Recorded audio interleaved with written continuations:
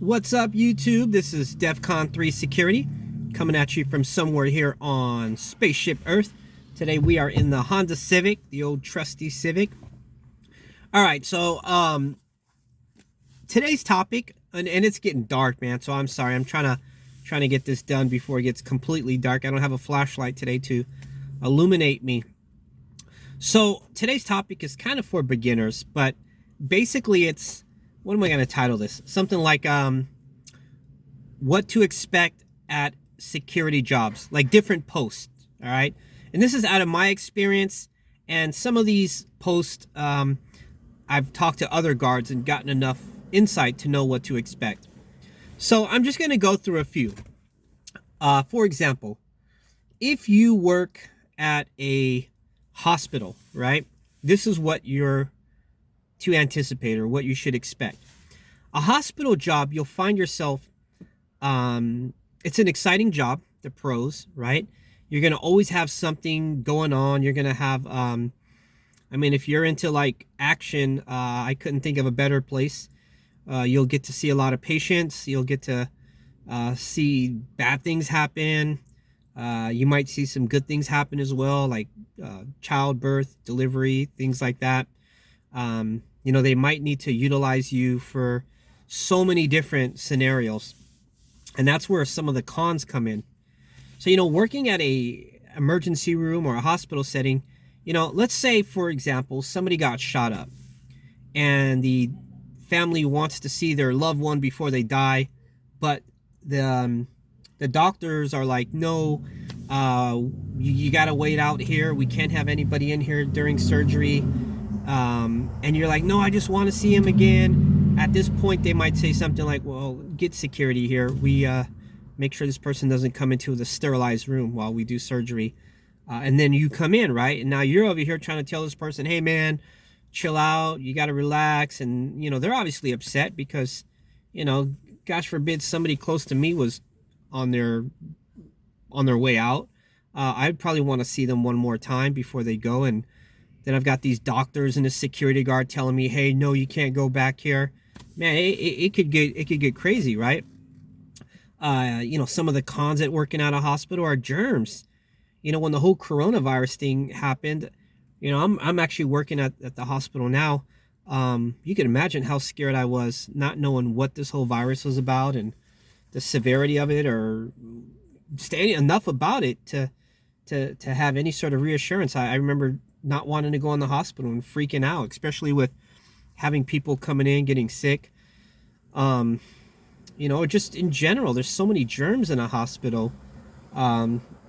You don't really want to go in there, or you see elderly people go in and never come out, or you name it. So, you know, that's kind of what to expect at a hospital setting.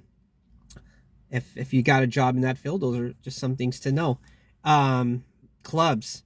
So here's the thing with clubs. You know, at a club, man, you're going to have, it's a standing post. So you can expect to be standing up all day long. Unless maybe you're checking IDs, you're going to be sitting outside on a chair. But you're going to be doing a lot of bouncing work. And when I say bouncing, you're going to be kicking people out. You're going to get people that are drunk. You're going to get people that are vulgar. You're going to get people that are on drugs, that are trying to show off, fights. You know, the environment is exciting. It's active. You know, there's the music. There's just this whole aura of excitement. But at the same time, it's just, you're like basically babysitting, and you're constantly checking people for IDs and making sure they're not underage and looking at bracelets. And you're going to have somebody try to dance with somebody else's girl, and then you get two guys that are trying to fight, you know. Hopefully, if you're at a club, it's one of the clubs where you get to pat people down and make sure they don't have a weapon on them. But if not, or if you didn't pat them down properly because you are limited, you can imagine there could be shootings there, and it happens all the time. And you see on TV all the time. There's a shooting at a club, or somebody got into an argument and left and came back and started shooting the club up. So these are some of the things you could deal with at a club. Some of the pros might be, you might be able to get free drinks. And when I say drinks, I mean like Coca-Colas, things like that. Sometimes these clubs offer food. You might be able to get yourself some food for free. You know, some of the pros. But You know, a club environment, the hardest part I think is just standing up all day and having to just deal with crowds. And you know, if you have an entire crowd against you, you can see how that can go bad. Or imagine you have two guys fighting and more people jump in and more people jump in, and it just gets overwhelming. And it's like you've got three guards there to watch over 300 people. That can end really bad. Um, Another post that I can think of would be, sorry, I'm just got to keep my eye on this person. Darn it, right in the middle of my video. But this is what happens when you work. All right, we're all good. Okay. Another post I can think of is like a bank, right? And something that parallels a bank, which you may not, well, no, okay, which you may not think parallels it, but that would be like a marijuana dispensary. Those two places need guards, and they're almost the same job. The thing is, at a bank and a marijuana dispensary, most likely nothing will happen. You're going to find yourself sitting in some chair all day long like this and just kind of being there as a presence. I mean, every time you go to the bank, you'll see the guard, right? Or if your bank has a guard, sometimes they'll open a door for you and they're like, hi, welcome. I hate that. I hate opening doors for people and sitting there, and that would drive me insane. But at other banks, I've seen guards just sitting there on a chair. But man, sitting in a chair for 8 hours a day sucks. And it's so quiet in a bank, and somebody comes in, they deposit their money and they leave, and you're like, all right, take care. You get to know faces, but it's a very boring job. You know, it might be a nice break for a couple days, but if you're doing this for months and months, think about doing that for 6 months in that same bank, that same chair, 8 hours a day. And you're like, well, I'm going to go take my break, guys. And they're like, all right, it's just boring. Same with a dispensary. You know, dispensary, you'll see a lot of people coming in. You know, they buy their weed and they leave. And occasionally they may say hello. You might start to recognize faces. But it's just like being in a bank. You just sit down all day and nothing really happens. Now, the problem with both of these jobs is that when something does happen, it could be absolutely tragic. I mean, if somebody's going to rob a bank, they've already cased the place, right? You know, the first thing they're going to do when they rob this bank or this dispensary, they're going to take the guard out. And I don't care how quick you are on the draw or how prepared you are, you can never expect that. I mean, if you're sitting in the same chair for 8-10 hours a day, you just kind of get kind of complicit, and you're just sitting there like nothing, and then all of a sudden somebody walks up to you, you're like, hey, can I help you? And boom, they shoot you. That's how quick it can end. That's how volatile these environments are. I have some videos I was watching as well. They were showing weed dispensaries in Oakland. Maybe you can Google it. Just type in weed dispensary Oakland robbed. You'll see like live videos on Google of people going up to guards and just shooting them. There's another video on there where I think like 20-something people raided the dispensary and just overran it and took the guards out. And it's like, you can't, I mean, yeah, you could try to prepare for that, but when you're on the job, man, 8 to 12 hours a day, by your 8th hour, you're just kind of like this, dude. And you know, it's the human nature. When I first get on my post, I'm usually super vigilant, and I'm looking around like this, and I'm keeping my eye on everything. By the time 8 hours rolls around, dude, I'm just kind of like, right? And if somebody were to come up to me, game over.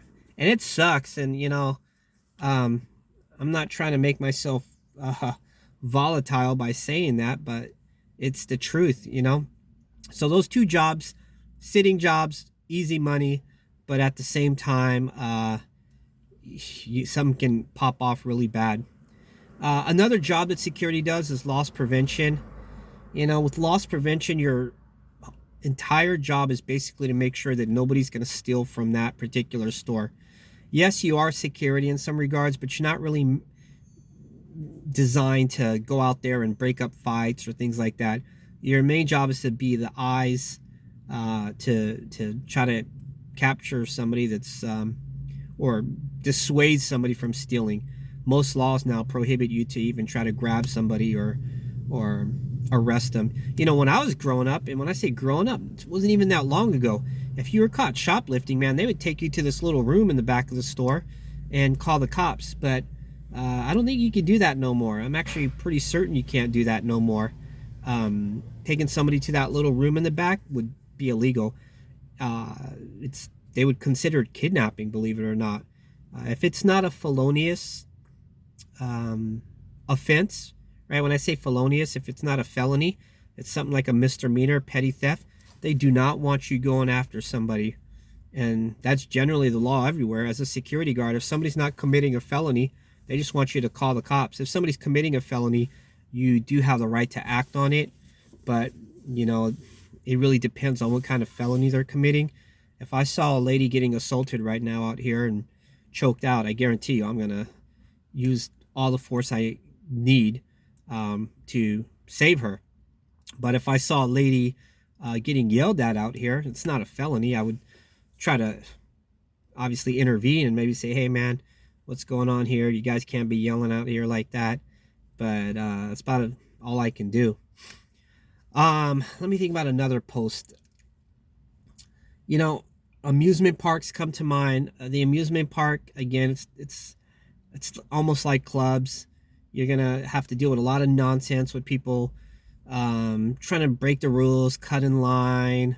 It's a lot of standing, a lot of walking. With the amusement park, you're gonna get a lot of walking done. It's a good thing. Whenever you have a security job that allows you to move a lot, that could be a positive. But at the same time, some of these jobs require you to walk 8 hours a day, and that just really wears you down, especially with gear on, with boots on. You know, I like the hybrid jobs where I can stand, I can sit, I can do what I want, and that way I don't really tax my body. Right now, I think I got 55 pounds of gear worth on me, and I really don't see myself walking a lot. I'm definitely going to patrol this building, do my rounds, walk around the back, but for the most part I'm going to be in my vehicle for the shift. This is a 12-hour shift, so I definitely have to just kind of plant myself in a safe place where I can keep my eyes on everything. My vehicle is somewhat inconspicuous in that I can hide between other vehicles, so if somebody were to do something bad, I don't think they know there's a guard sitting in this car. Right now they would. I've got my light on. Incidentally, I'm on my break here, so that's why I'm making this video. But, you know, So anyways, guys, I'm sorry. I'm just sort of rambling here. I should have wrote down a list of things to be a little bit more on track, but I'm just trying to give you the basic idea. When it comes down to it, though, I really don't like the posts where they have you stand up all day. Those are the ones that, if I were to apply for a job, and one of them paid 17 an hour and one paid 18 an hour, I would pick the one that was 17 an hour, even though it's less, because it was a sitting post. I would actually take $1 less an hour to not have to stand up all day, because at the end of the day, when you're standing up that much, your feet hurt, your back hurt. These could be like things that permanently damage your body, and it's not worth it. It's not worth that extra dollar. I'd rather have a post where I'm sitting down, I can listen to podcasts, learn stuff while looking out. But to each his own. Some people really do good in that club environment. Some people are perfect for the bank environment. They're willing to take that chance that maybe they will get robbed one day. The likelihood is very low, and you play that odds game. But yeah, so there you go, guys. Just kind of giving you guys some insight.